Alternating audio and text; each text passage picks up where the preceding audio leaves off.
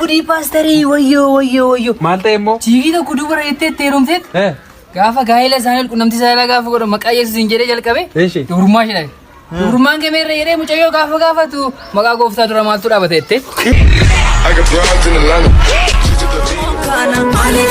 Metiko gataime Intenyo manu matitenya Demi demteta murtes Debi anisinega nuwalifnu Watille sitti garanko arras banajira ulanko Debitu keetuma onnenko Kekuwan nama dinku baay'ee damma kamitti sittadaaye isi murteena Tumanimmo TPLF wajjin nanaasa garuu waraana bilisummaa Oromoo wajjin ninaasa'uu jechaa jira. Nummoo maal jenna haasa'uun dirqama.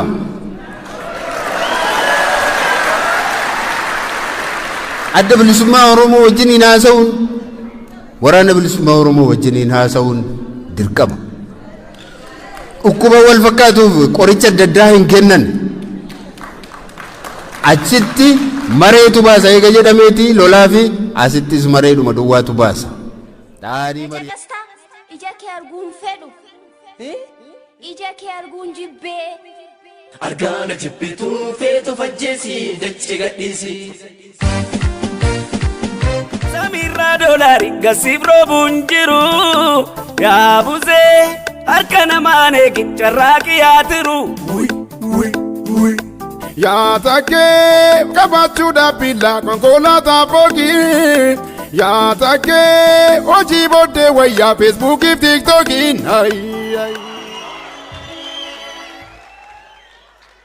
Warra maraatee biyya maraache malee warri machoofnu biyya ijaaraa jirra. Utuu waamee gaggeessu ji'a tokko fa'aa kote. Waamee jechuun waldaa machooftota Itoophiyaati. Baga nagaan dhuftan.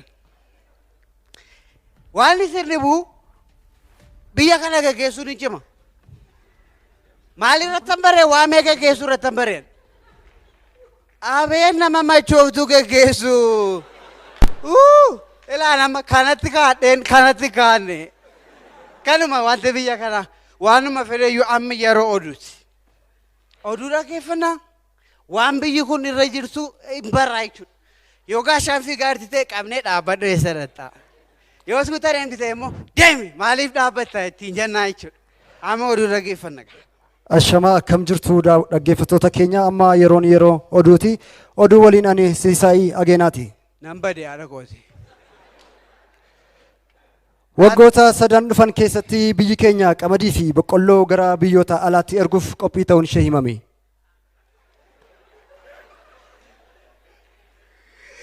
Kana ka reediyoo koo koomeediyaaniin hin jiru waan sin dhibu. Qamadii boqqolloo ta'u ergaasi. Nuunis duukaa mani ergaa achitti dhannee nyaanna.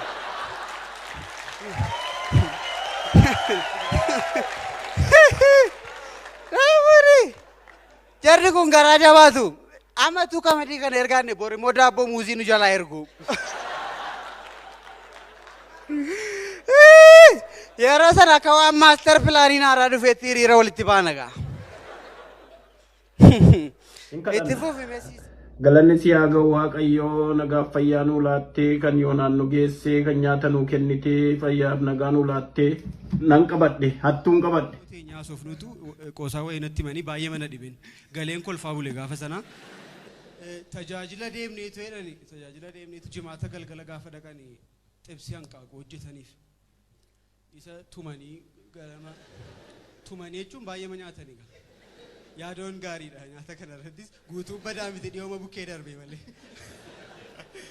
isa nyaataniitu sanbata duraa ganamas kaanii naan jarri ndaaqoo baay'ee qabu fakkaata xibsii mandhaaqoo hojjetanii ammas sanbata duraa waaree boodas hanqaaquma xibsii nyaatan sanbata guddaa ganamas bakka waaqeffannaan hanqaaquu xibsii ta'e